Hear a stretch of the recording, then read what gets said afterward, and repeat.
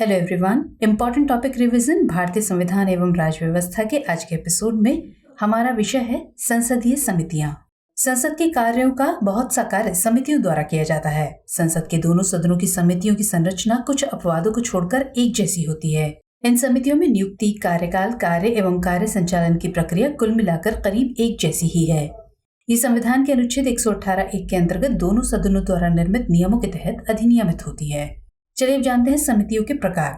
तो सामान्यतः समितियां दो प्रकार की होती हैं, स्थायी समितियां और तदर्थ समितियां। स्थायी समितियां प्रतिवर्ष समय समय पर निर्वाचित या नियुक्त की जाती हैं और इनका कार्य निरंतर चलता रहा है। तदर्थ समितियों की नियुक्ति जरूरत पड़ने पर की जाती है तथा अपना काम पूरा कर लेने और अपनी रिपोर्ट पेश करने के बाद वे समाप्त हो जाती हैं। चलिए बात करते हैं स्थायी समितियों की। लोकसभा की स्थायी समितियों में 3 वित्तीय समितियां शामिल हैं: लोक लेखा समिति, प्राक्कलन समिति और सरकारी उपक्रम समिति। ये सरकारी खर्च और कार्य पर लगातार नजर रखती हैं। लोक लेखा समिति तथा सरकारी उपक्रम समिति में लोकसभा के साथ साथ राज्यसभा के सदस्य भी होते हैं। अब बात करते हैं प्राक्कलन समिति की। तो इस समिति में सदस्यों की संख्या 30 होती है और समिति के सभी सदस्य लोकसभा से होते हैं। इसका कार्यकाल 1 वर्ष का होता है। प्राक्कलन समिति ये बताती है कि प्राक्कलनों में निहित नीति के अनुरूप क्या मितव्ययिता बरती जा सकती है एवं संगठन, कार्यकुशलता और प्रशासन में क्या क्या सुधार किए जा सकते हैं। ये इस बात की भी जांच करती है कि धन प्राक्कलनों में निहित नीति के अनुरूप ही व्यय किया जा सकता है या नहीं। समिति इस बारे में भी सुझाव देती है कि प्राक्कलन को संसद में किस रूप में पेश किया जाए। प्रशासन में कार्यकुशलता और मितव्ययिता लाने के लिए वैकल्पिक नीतियों का सुझाव देना। अब बात करते हैं लोक लेखा समिति की।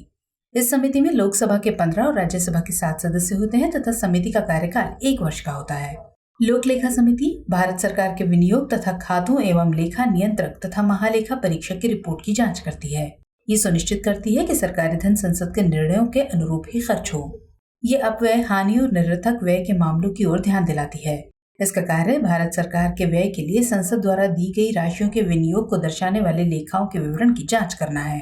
भारत सरकार के वार्षिक वित्त लेखाओं और ऐसे अन्य लेखाओं जिन्हें समिति ठीक समझे उनकी जाँच करना।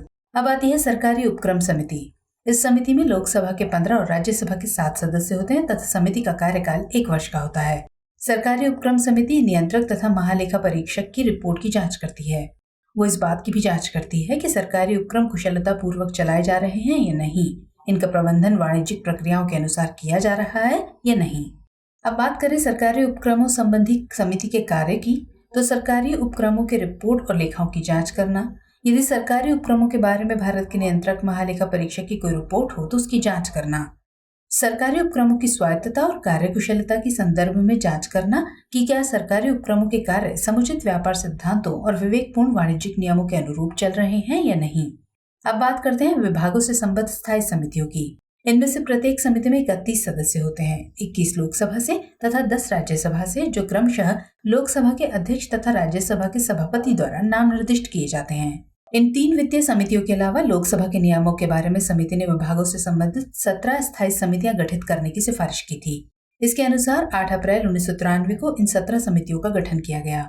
जुलाई 2004 में नियमों में संशोधन किया गया ताकि ऐसी ही 7 और समितियां गठित की जा सकें।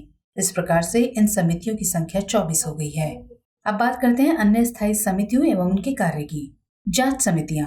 याचिका समिति विधेयकों और जनहित संबंधी मामलों पर प्रस्तुत याचिकाओं की जांच करती है और केंद्रीय विषयों पर प्राप्त प्रतिवेदनों पर विचार करती है। विशेषाधिकार समिति सदन या अध्यक्ष या सभापति द्वारा भेजे गए विशेषाधिकार के किसी भी मामले की जांच करती है। अगला है संवीक्षण समितियां।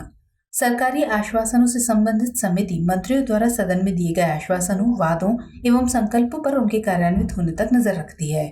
अधीनस्थ विधि निर्माण समिति इस बात की जांच करती है कि क्या संविधान द्वारा प्रदत्त विनियमों, नियमों, उपनियमों तथा प्रदत्त शक्तियों का प्राधिकारियों द्वारा उचित उपयोग किया जा रहा है।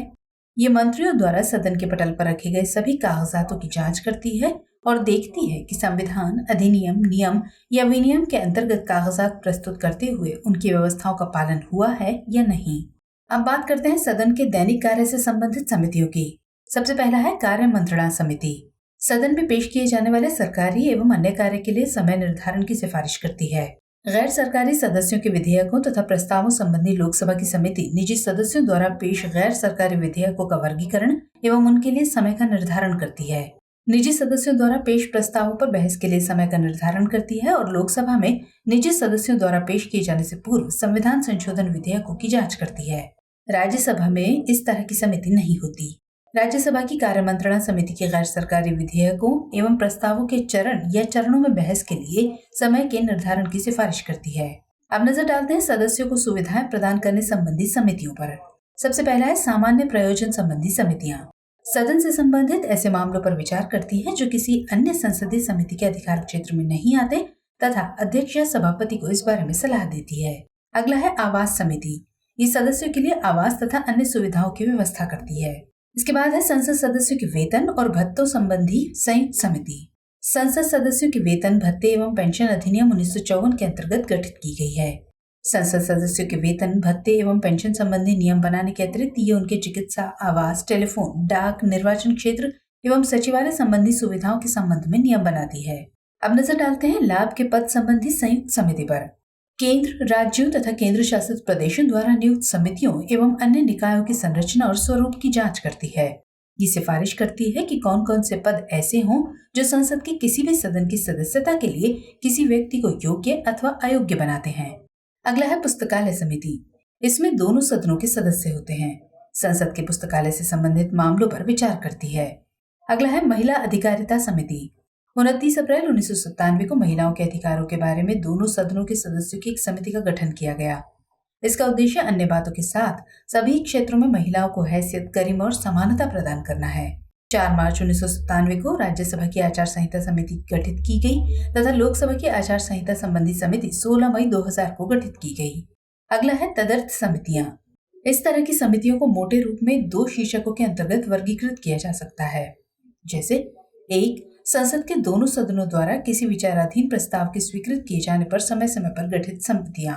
अध्यक्ष या उपाध्यक्ष द्वारा कोई विशिष्ट विषय पर समिति।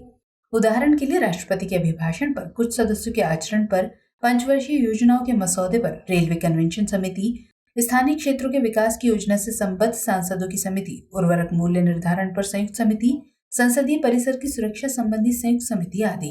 दूसरा है विशेष विधेयकों पर विचार करने एवं रिपोर्ट देने के लिए नियुक्त प्रवर एवं संयुक्त समितियां। जहां तक विधेयकों से संबंधित सवाल है, ये समितियां अन्य तदर्थ समिति से भिन्न है और इनके द्वारा पालन की जाने वाली प्रक्रिया का उल्लेख अध्यक्ष या सभापति के निर्देश तथा प्रक्रिया संबंधी नियमों में किया जाता है। तो व्यूअर्स, आज के एपिसोड में इतना ही। मुलाकात होगी अगले एपिसोड में, लेकिन हमारी आपको ये पहल कैसी लग रही है कमेंट सेक्शन में हमें जरूर बताइएगा।